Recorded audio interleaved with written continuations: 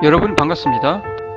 무역통계 및 실습 제11강 통계적 추정에 대해서 설명드리도록 하겠습니다. 10강에서는 우리가 표본과 표본 분포에 대해서 살펴봤고요. 이어서 11강 통계적 추정에 대해서 강의를 시작하도록 하겠습니다. 통계적 추정의 불확실성. 추정이라는 것은 추정을 하다 보면은 당연히 불확실성이 존재하는데, 통계적 추정은 통계량을 이용하여 모수에 대한 결론을 도출하기 때문에 불확실성이 수반하게 됩니다. 표본으로부터 우리가 얻은 통계량을 이용하여 모수에 대한 결론을 도출하는 것이기 때문에 불확실성이 수반하게 돼요. 예를 들어서 어느 표본으로부터 표본 평균이라는 통계량을 우리가 구하고요. 그리고 모집단 평균을 추정을 한다고 합시다.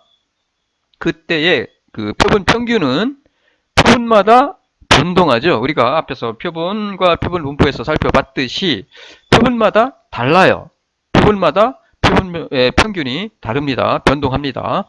그리고 개개의 표본 평균이 모집단 평균에 완전히 일치하는 경우는 거의 존재하지 않습니다. 따라서 이와 같이 추정을 할 때는 불확실성이 수반한다라고 할 수 있고요. 정도와 불편성, 정도와 불편성에 대한 정도예요. 정도. 그 다음에 불편성, 치우침이 없는 것을 말해요. 불편성은. 자, 표본 평균으로 모집단 평균을 추정하는 경우를 우리가 생각을 해 봅시다. 정도라는 것은 수많은 표본 평균이 우리가 모집단에서 수많은 표본을 가상적인 표본을 이렇게 뽑을 수 있을 거예요. 그러면은 이 수많은 표본 평균이 그다지 다르지 않은 값인가 혹은 많이 변동하는 값인가라는 문제예요. 이 정도는. 이 값들이 차이가 별로 있는지 없는지 그 얘기예요. 많이 변동하는 값인가 아니면 그다지 변동하지 않는, 그다지 다르지 않은 값인가 라는 문제가 바로 이 정도예요. 정도. 자, 표본마다 표본 평균의 변동, 즉 표본 평균의 변동, 흩어진 정도는 작다면 그만큼 정도가 높다라고 할 수가 있어요. 정도가 높다라는 얘기는 이 표본 평균이 있는데 이 표본 평균의 그 변동이 작다면 그만큼 정도가 높다라는 그런 얘기입니다. 그리고 표본 평균의 분포는 중심극한 정리에 의해서 앞에서 우리가 표본 분포에서 설명을 드렸듯이 평균은 중심극한제에서 표본 평균의 분포의 평균은 모집단 평균과 일치한다라는 것을 실제로 사례를 들어서 살펴봤어요. 그래서 표본 평균의 분포의 표본 평균의 평균은 모집단 평균과 일치한다. 그리고 표본마다 변동하는 표본 평균도 표본마다 변동하는 표본 평균도 평균적으로 모집단 평균과 일치합니다.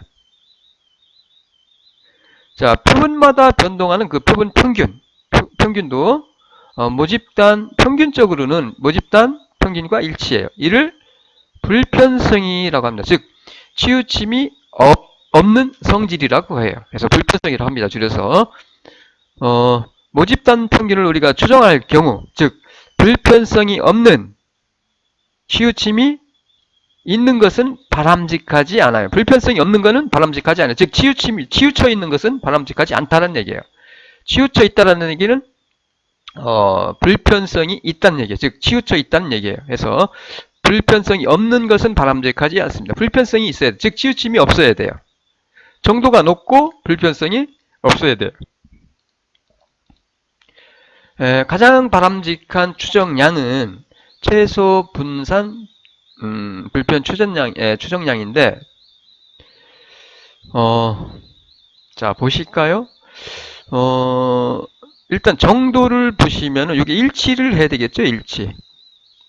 자, 요거는 일치하지 않습니다. 정도가 일치하지 않죠. 불편성이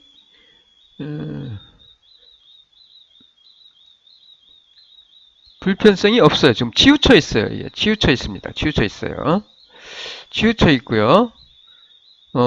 이것도 치우쳐 있었으니까 안 되고요. 불편성이 없습니다. 이것도 그렇고 불편성이 없어요. 자, 요거는 불편성이 있죠. 전부 다 치우쳐 있지 않습니다. 그 다음에 정도는 흩어진 정도가 작은 걸 찾아야 되니까 이것도 불편성이 있고 불편성이 있어요.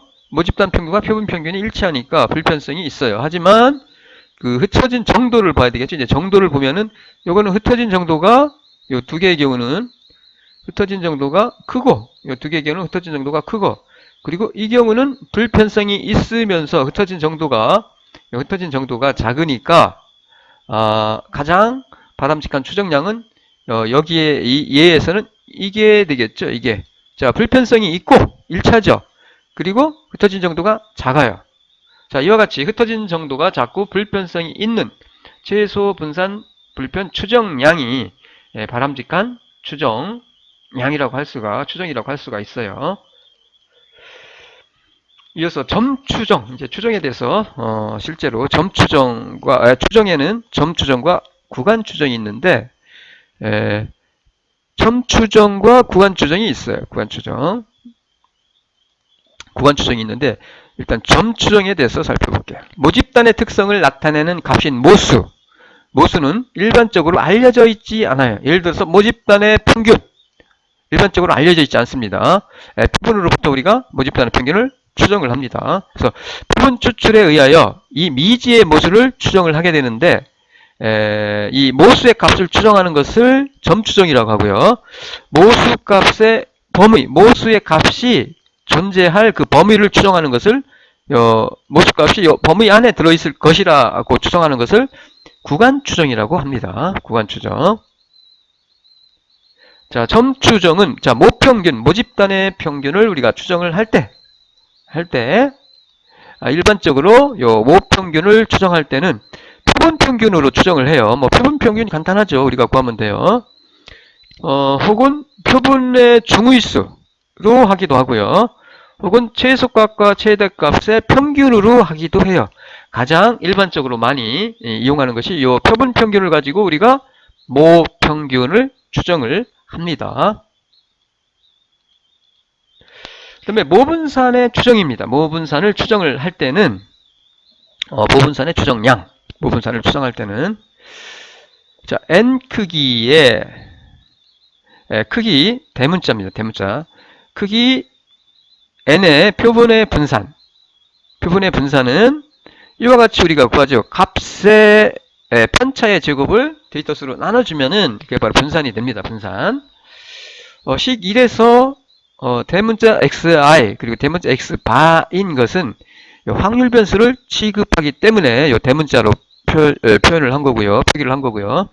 그리고 구체적인 데이터 값으로 우리가 할 때는 이와 같이 소문자로 실제 값이기 때문에 실현익 값을 취급할 때는 표본 분산은 이렇게 표시를 합니다. 이 차이를 그냥 나타낸 거고요. 같은 식이지만 요거는 그냥 함수라는 의미로서 대문자로 나타냈고 여기는 소문자로 구체적인 값을 가지고 분산을 구할 때 편차 제곱의 합을 데이터 수로 나눠주면은 바로 분산이 되죠. 표본 분산. 자, 표본 분산도 표본마다 변동해요. 우리가 앞에서 표본과 표본 분포에서 살펴봤듯이 달라요. 표본 분산도 표본마다 그 분산이 다 달라요. 그래서 표본 평균은 평균적으로 모집단 평균과 일치한다라는 것을 표본 평균은 평균적으로 표본 평균의 평균은 모집단 평균과 일치한다라는 것을 앞에서 우리가 여러 번 살펴봤고요. 하지만 표본 분산은 평균적으로 표본 분산의 평균은 모집단 분산과 일치하지 않습니다. 앞에서 우리가 살펴봤듯이 따라서 표본 분산은 불편성이 없어요. 즉 치우쳐 있습니다. 치우쳐 있어요. 표본 분산은 불편성이 없어요. 즉 치우쳐 있습니다. 치우쳐 있어요. 그래서 따라서 불편성이 있는 모집단 분산을 추정을 할 때 요 삼식을 이용합니다. 삼식. 이와 같이 우리가 가장 앞에서 우리가 흩어진 정도를 측정을 할 때 모집단 분산은 편차 제곱의 합을 데이터 수로 나눠주고 표본 분산을 구할 때는 편차 제곱의 합을 데이터 수 마이너스 1로 나눠준다고 했죠. 그때 우리가 불편성이 있는 모집단 분산을 추정하기 위해서 요 데이터 수 마이너스 1로 편차 제곱의 합을 데이터 수 마이너스 1로 나누어줬던 겁니다. 그래서 요 표본 분산을 구할 때 편차 제곱의 합을 데이터 수 마이너스 1로 나누어주면은 그게 뭐예요? 모분산이 된다는 얘기예요. 모집단의 분산을 추정을 할 때, 그래서 표본 분산에서 우리가 구할 때 편차 제곱의 합을 데이터 수 마이너스 1로 해줬던 거예요. 즉, 불편성이 있는, 즉 치우침이 없는 모분산을 추정하기 위해서 편차 제곱의 합을 데이터 수 마이너스 1로 해줬던 거고요. 해서 모집단의 추정량, 모집단의 분산 추정량이죠. 그래서 시그마 캡의 2승, 모집단의 모분산이죠. 모집단 분산을 추정하기 위한 불편성을 갖는 통계량이라는 의미에서 표본 분산으로부터 추정한 모집단의 분산을 불편 분산이라고 합니다. 즉 치우침이 없는 분산이라고 해요. 그래서 우리가 표본으로부터 모집단의 분산을 추정을 할 때 편차 제곱의 합을 데이터 수 마이너스 1로 나누어서 모집단의 분산을 추정을 하는 겁니다. 그래서 이와 같이 요 삼식을 이용해서 추정한 모집단 분산은 불편 분산이고요. 그리고 당연히 이 불편 분산도 통계량이기 때문에 그 실현값도 표본에 따라서 변동해요.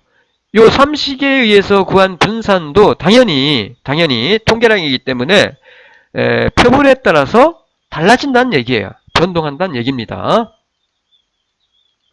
자, 예를 들어서 한번 살펴볼게요. 과거 4주간 가족이 모여서 함께 저녁 식사를 한 횟수를 10명의 회사원에게 물어봤어요. 표본이 이렇게 나왔어요. 4주간 이제 가족과 모여서 함께 식사를 한 횟수를 물어봤더니 이렇게 나왔고요. 한 번도 안 한 것도 있고. 자, 요 10개니까 표본은 10개고 평균을 내면 12가 나옵니다. 그래서 표본 분산과 불편 분산을 우리가 한번 구해볼게요. 자, 식 1과 3에 의해서 구하면은 그냥 구하면은 이렇게 70.4가 나옵니다. 70.4. 그런데 n-1로 편차제곱의 합을 n-1로 불편 분산을 데이터 수 마이너스 1로 해서 추정을 하면은 모집단의 분산을 추정을 하면은 78.2가 나와요. 78. 그냥 구하면 C 나오고요. 70.4가. 이거 차이가 나죠? 치우침을 없애주기 위해서, 즉 불편성이 있는 값을 추정하기 위해서 요 n-1 요 삼식으로 해준다라는 거. 자, 그러면은 같은 질문을 711명에게 하고 689명으로부터 답을 얻었어요. 그래서 689명의 표본 평균은 15.6이 나왔고요. 요 15.6을 가지고 표본 분산과 일반적인 그냥 분산을 구해봤고요. 이거는 편차 제곱의 합을 그냥 편차 제곱의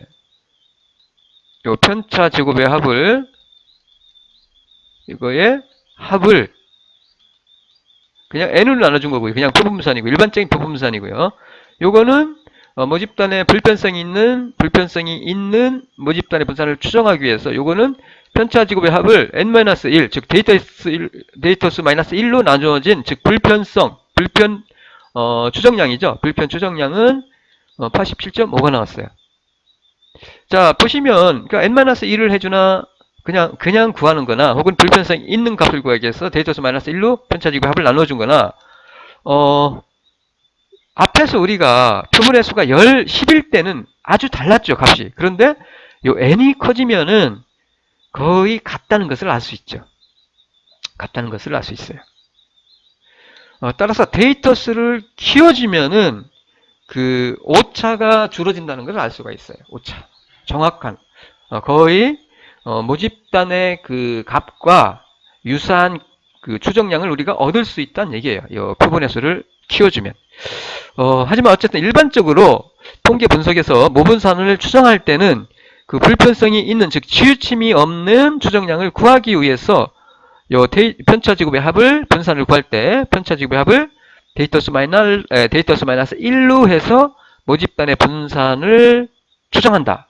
라는 것 기억해 주시면 좋을 것 같아요. 그렇게 이해를 해 주시면 될 것 같고요. 그 다음에 추정량, 표본으로부터 구한 통계량 중에서 모집단의 모수를 추정하는 통계량을 추정량이라고 합니다. 추정량.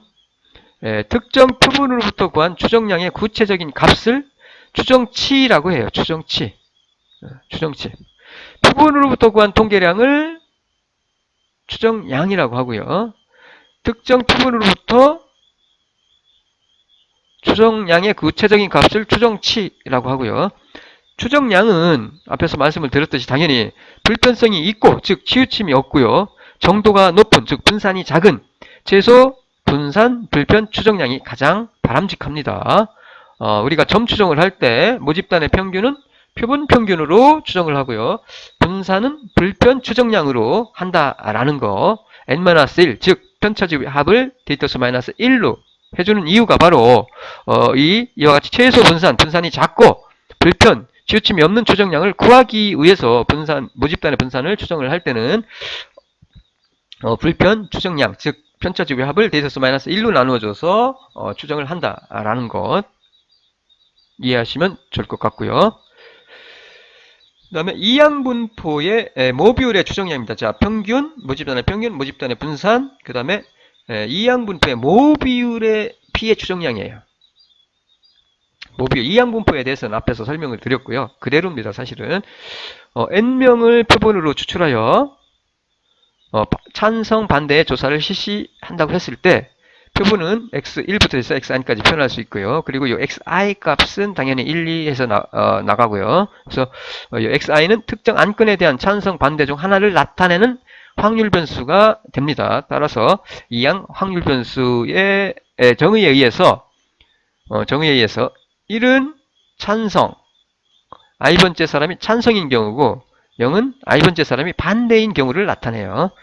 이와 같이 정의를 하면은 확률 변수 x는 표본으로 추출된 n명 중에서 찬성하는 사람의 수, 이거 앞에서 우리가 이항분포에서 설명을 드렸는데 확률 변수 x는 표본으로부터 추출된 n명 중에서, 표본의 수 중에서 찬성하는 사람의 수가 되겠죠.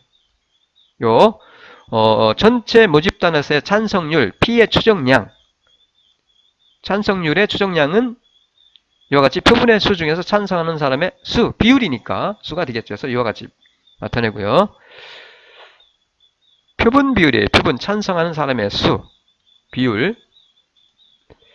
자, 모 비율 P를 우리가 추정을 할 때 모집단의 비율이죠. 표본 비율은 P캡인데 이것도 앞에서 우리가 설명을 드렸듯이 이항분포에서 표본 비율의 평균, 요 표본 비율 우리가 모집단에서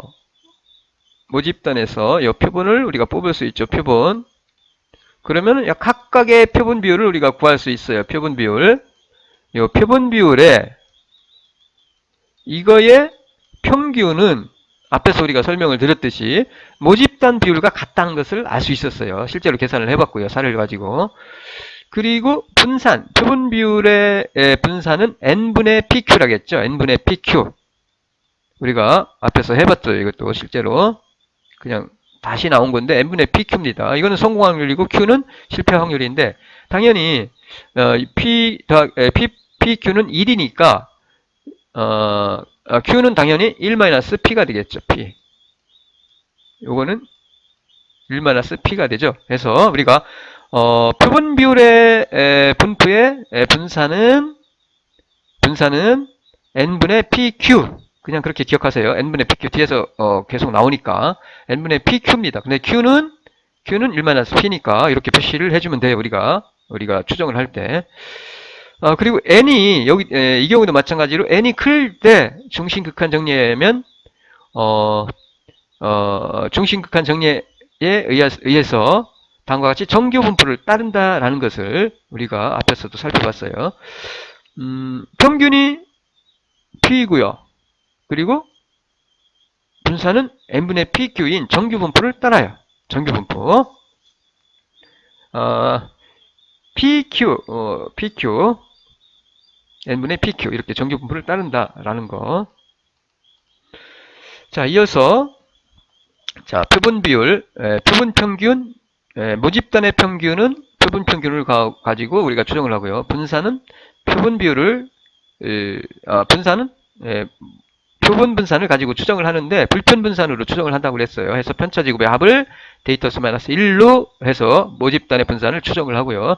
그다음에 표본 비율은 당연히 이와 같이 모집단 비율은 표본 비율을 가지고 추정을 합니다. 이렇게 추정을 한다라는 거, 이게 점 추정이고요.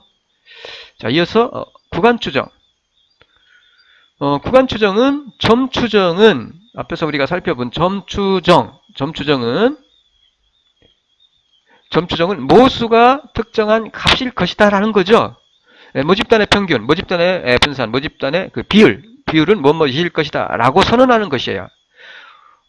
사실상 추정이 얼마나 정확한가를 판단하는 것은 불가능해요. 추정은 할 수 있지만 점 추정은 우리가 추정할 수 있어요. 표본 평균 가지고 모집단 평균 추정하고 표본 분산 가지고 불편 분산을 가지고 우리가 모집단 분산을 추정을 하고 표본 비율을 가지고 비율의 평균을 가지고 우리가 모집단 비율을 추정을 하는데 그 값이 얼마나 정확한가를 판단하는 것은 불가능해요.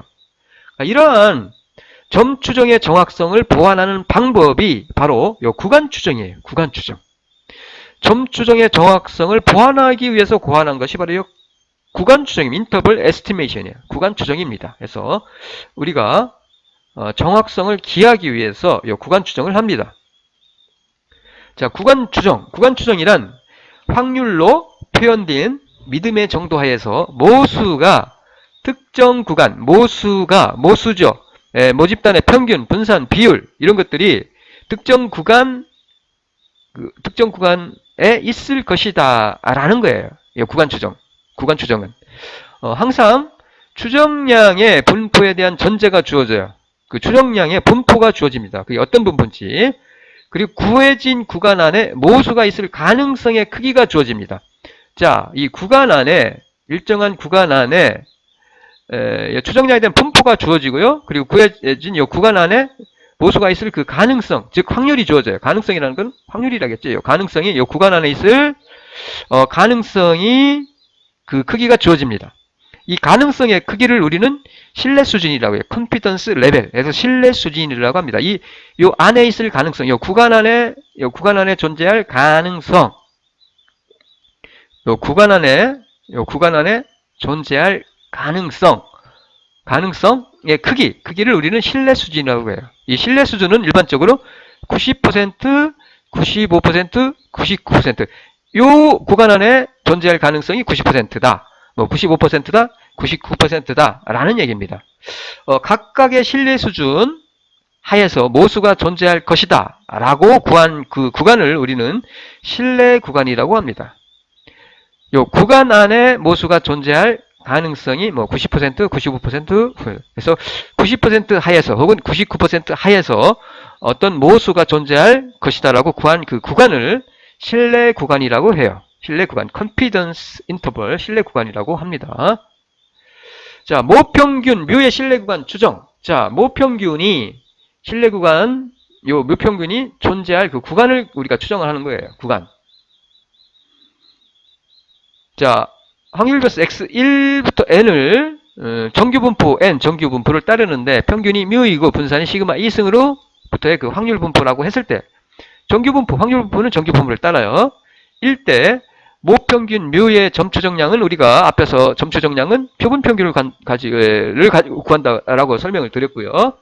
요 모평균에 대한 신뢰구간, 요 모평균이 표본평균으로부터 추정한 모평균이 에 대한 신뢰구간은 요 표본평균의 신뢰구간을 이용해서 구합니다. 요 모평균은 표본평균을 가지고 우리가 추정을 하는데 요 모평균 뮤가 존재할 그 신뢰구간도 표본 평균의 신뢰 구간을 이용해서 우리가 요 모평균에 대한 신뢰 구간을 구한다라는 얘기입니다. 자, 모분산이 우리가 모분산을 알고 있을 때, 즉 모분산이 알려져 있는 경우와 모분산을 모를 때 알려져 있지 않은 경우가 있는데, 우선 요 모분산이 알려져 있는 경우에 요 신뢰 구간을 한번 구해 봅시다. 자, 모분산이 알려져 있는 경우에 표본 평균의 분포는 정규 분포를 따르고요. 이와 같이 정규 분포를 따르고 평균이 뮤이고요. 분산은 n분의 시그마 2승입니다. 우리가 이거 앞에서 여러 번 했어요.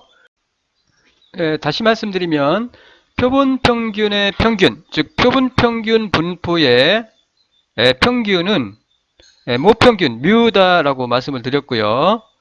그리고 표본 평균 분포의 분산은 n분의 시그마 2승이다 라는 것을 우리가 앞에서 표본과 표본 분포에서 설명을 드렸습니다. 자, 다시 한번 말씀을 드리면은 표본 평균 우리가 모집단에서 우리가 표본을 이렇게 여러 개 표본을 복수의 표본을 샘플링해서 요 표본 평균을 계산을 하죠. 우리가 표본마다 표본 평균을 계산을 하는데 요 표본 평균을 계산을 하는데 이거에 요 표본 평균 분포 요 표본 평균의 분포의 평균은 바로 모집단의 모집단 평균이 된다고 했고요. 그리고 요 표본 평균 분포의 분산은 바로 n분의 시그마 2승이다 라는 것을 우리가 앞에서 제 10강에서 설명을 드렸고요. 그래서 표본 평균 분포의 평균은 모집단의 평균 뮤가 되고 표본 평균 분포의 분산은 n분의 시그마 2승이다 라는 걸 꼭 여러분이 기억해 두시면 좋을 것 같습니다. 그리고 정규 분포의 표준화 공식에 의하여 다음과 같이 우리가 요거를 표준화를 해요. 즉 표준화합니다. 정규 분포의 표준화 공식에 의해서 값에서 평균을 빼주죠. 그리고 표준 편차 이거 루트 쓰여진 겁니다. 이거를 양의 제곱근이죠. 이거 루트 쓰여서 쓰여지면 루트 n분의 시그마가 되죠. 시그마가 됩니다. 이와 같이 표준화를 하면은 값이 이렇게 변해요. 정규 분포 요 확률 변수가 어떻게 이렇게 표준화를 하면은 평균이 0이 되고 표준화를 하면은 평균이 0이 되고 그리고 분산이 1이 되죠. 그러면서 정규 분포를 따라요. 표준 정규 분포가 되겠죠. 그래서 표준화 공식에 의해서 이와 같이 우리가 변형을 할 수 있고요. 이거 꼭 기억하세요. 요 Z 값이죠. 이게 Z.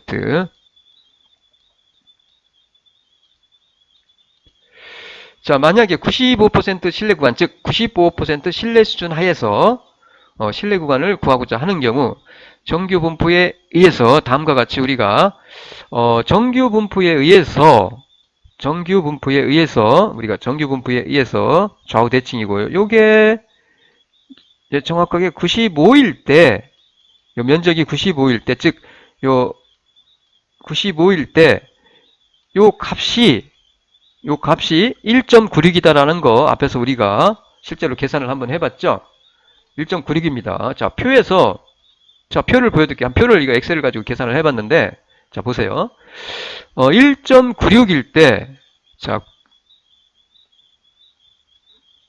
이게 보관법으로 구할 수가 있는데, 0.475 더하면 95입니다. 그 면적을, 이거는 0에서 1.96까지의 면적을 나타내. 1.96. 이렇게 표가 있죠. 있을 때, 이게 세로가 1.9, 소수 한 자리까지고, 이게 두째 자리입니다. 그래서 1.96. 이게 1.96이죠. 1.96. 여기까지 면적이 0.475라는 얘기예요. 그러니까 여기도 0.475 하면은, 전체 하면은 1.96일 때, 요 면적이 95가 된다는 얘기예요. 0.95, 즉 95%가 된다는 얘기예요. 그래서 1.96일 때 1대, 95일 때 1.96이고요. 요게 0.45일 때 해서 전체 하면 0.95고요. 그래서 이와 같은 방법으로 구하면은, 2.57일 때, 99%일 때 2.57이고요. 그 다음에 1.645일 때 정확하게 90%가 됩니다. 이게 0.45, 0.45 하면 90이죠. 90일 때 요 임계값이 경계값이 1.645가 된다라는 거. 그래서 어쨌든 앞에서 우리가 실제로 구해봤지만은 요 1.96일 때, 약 95%일 때 이게 1.96이다라는 거 꼭 기억해 두세요. 1.96, 1.96. 그리고 이것은 우리가 표준 변환한 요 값은 이것은 표준 정규 분포를 따르기 때문에 요 Z 대신에 요거를 대입해 줘요. 요 Z 자 1.96 1.96일 때 여기가 1.마이너스 1.96 1.96 마이너스 1.96 임계값이 요 1.96일 때 이게 95란 얘기예요. 95 요 면적이 요게 95일 때 요 값이 마이너스 1.96 1.96이다 라는 거. 자, 그리고 요 젯은 요 값은 앞에서 우리가 구했던 요 대신에 요거를 대입해 줘요. 이것 대신에 요거를 대입해 줘요. 그래서 이거 이렇게 정리할 수가 있어요. 이같이 95 0.9일 때 요 값이 요거와 요거 사이에 있을 가능성이 95%라는 얘기예요. 그럼 우리가 알고 싶은 것은 요거죠. 모평균 요거죠. 요거. 자, 지금 말씀드린 바와 같이 표준화를 하면은 표본 평균 분포가 요같이 정규 분포를 따르는데 평균 뮤와 분산 n분의 시그마 2승으로 정규 분포를 따르는데 요 값을 요 표본 평균 분포의 요 값을 표준화를 하면은 이와 같이 값이 되고요. 그리고 요 정규 분포를 따라요. 즉 평균이 0이고 분산이 1인 정규 분포를 따른다라고 할 수가 있겠고요. 그리고 95% 신뢰 구간, 즉 95% 신뢰 수준 하에서의 그 신뢰 구간을 우리가 구하고자 할 경우에는 정규 분포에 의하여 다음과 같다는 것을 우리가 알 수가 있습니다. 앞에서 우리가 표본 정규 분포, 이항 분포와 정규 분포에서 설명을 드렸듯이 임계값은 정규 분포가 역시 만약에 좌우 대칭인 정규 분포가 있을 때 요 면적이 95%, 0.95, 95%일 때 요 값이 1.96, 1.96이다 라는 것을 우리가 앞에서 한 적이 있어요. 근데 요거는 우리가 표를 보고도 찾을 수가 있는데 정규 분포 표를 보여드릴게요. 자, 정규 분포 표와 정규 분포 표가 다음과 같은데 우리가 보관법으로 이 임계값을 찾아낼 수가 있습니다. 1.96 세로가 1.9 한 자리까지고요. 소수. 그 다음에 셋째 자리가 가로로 나와 있어요. 그래서 1.96 같은 경우 보시면은 0.475입니다. 그러니까 0.475라는 얘기는 0에서 자 1.96일 때 0.475라는 얘기는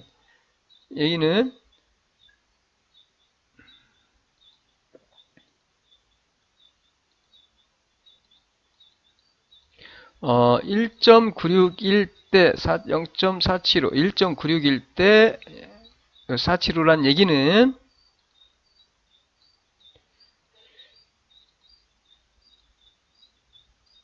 자, 정규 분포가 있으면 이같이 좌우 대칭이죠. 0에서 1.96, 1.96일 때 요 면적이 0.475란 얘기입니다. 0.475. 좌우 대칭으로 0.475, 0.475 하면은 여기가 마이너스 1.96이 되고요. 마이너스 1.96, 1.96.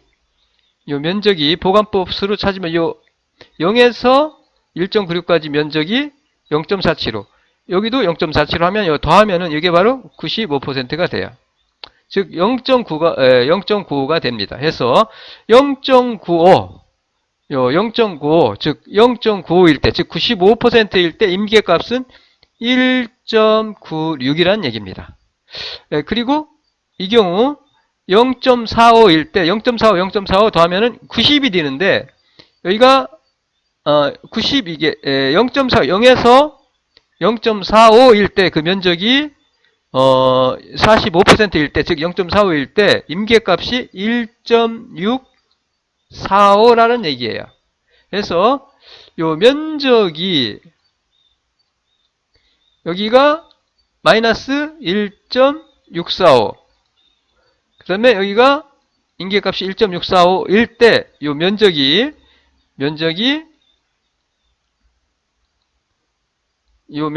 바로 전체가 90%란 얘기입니다. 요 반은 45%니까 45 더하면은 90%니까 그때 임계값이 1.645 마이너스 1.645 1.645가 되겠죠. 그리고 2.57일 때 요 0.45, 99%가 돼요.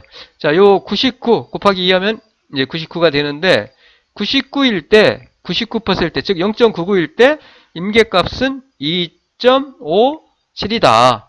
라고 기억을 하시면 될 것 같아요. 이거는 앞에서 정규분포에서도 우리가 했던 내용입니다. 그래서 이와 같이 우리가 그냥 임계값을 기억을 해 주시면 될 것 같아요. 굳이 정규분포표를 보고 찾지 않더라도 여러분이 0.95일 때 임계값은 마이너스 1.96과 1.96이다 라는 사실을 여러분이 기억을 해 주시면 될 것 같아요. 요게 1.96이고요. 요게 그 다음에 여기가 1.96. 여기가 전체 면적이 1.95. 9다 이렇게 생각을 하시면 될 것 같고요. 그리고 표본 평균 분포인 그 확률 변수 x바를 표준화하면은 요 값을 우리가 얻을 수 있었어요. 값에서 평균 빼주고 표본 평균 분포의 표준 편차, 즉 요 표본 평균 분포의 표준 편차를 우리는 표준 오차라고 한다고 했어요. 표본 평균 분포의 표준 편차를 표준 오차라고 한다라고 앞에서 우리가 설명을 드린 적이 있는데 이와 같이 표준 편차로 나눠주면은 표준화를 하게 되죠. 평균이 0이고 분산이 1인 정규 분포를 따르는 정규 분포를 따르게 되죠. 표준 정규 분포를 따라서 의식에서 요 z 대신에 요거를 요것 대신에 요거를 대입을 해주시면 돼요. 이와 같이. 그리고 나서 우리가 알고자 하는 것은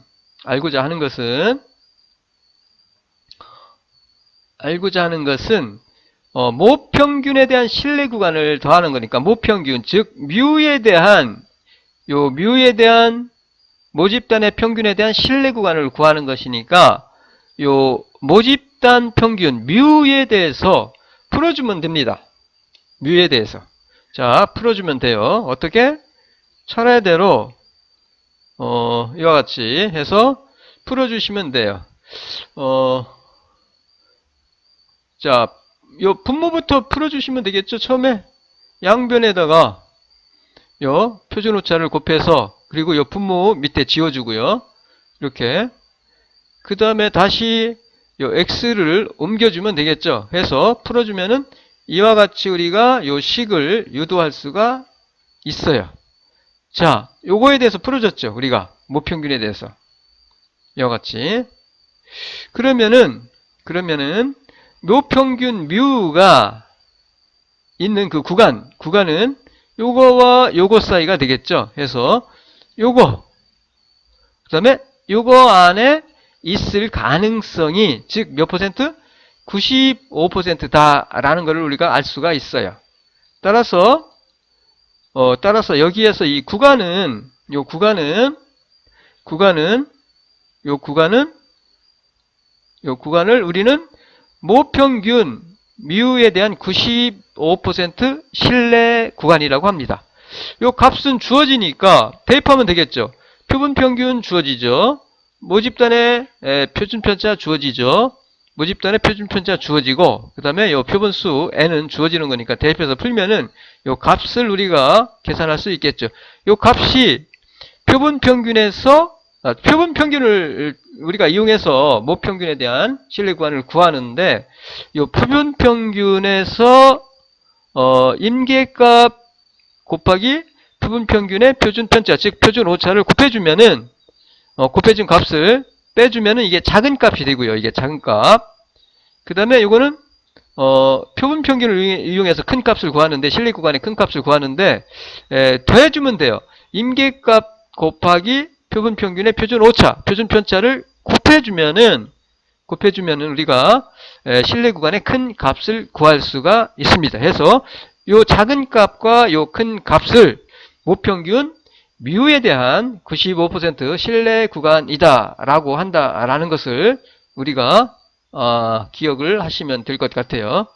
자, 이와 같이 이러한 방법으로 우리가 90%일 때 똑같은 방법으로 정규 분포를 이용하여 90%일 때는 1.645라는 거 앞에서 임계값 말씀을 드렸고요.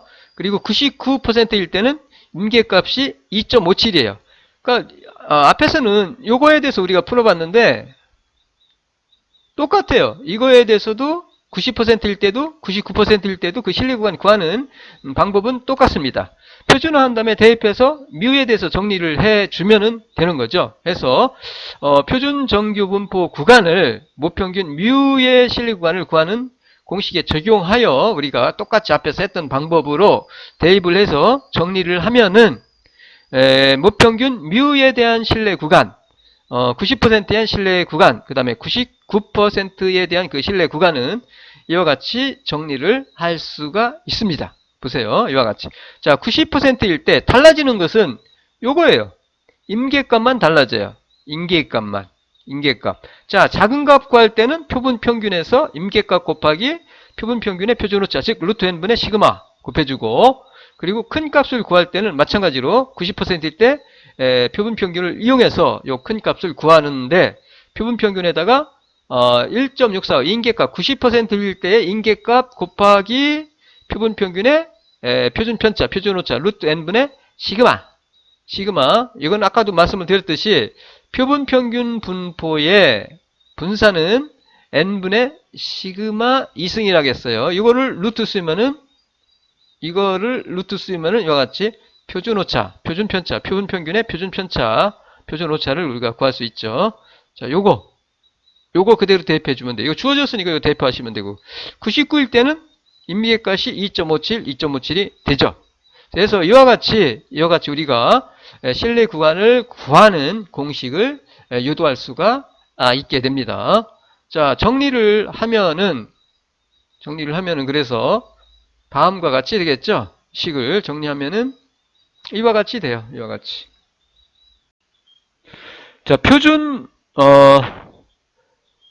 오차, 표준 편차인데, 표본 평균의 분산의 표준 편차는 표준 오차라고 한다라고 앞에서 우리가 설명을 드렸었는데, 각각의 신뢰 수준에 따른 신뢰 구간은 요 표본 평균의 표준 오차죠. 이게 표본 평균의 그 분포의 표준 편차를 우리는 표준 오차라고 한다라고 말씀을 드렸어요.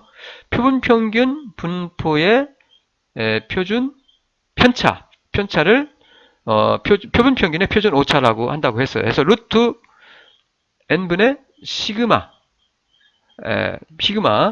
요 표준 오차의 앞에 요 개수값만 다르죠. 임계점만 달라요. 요것만. 90%일 때 1.645이고요. 95일 때 1.96이고요.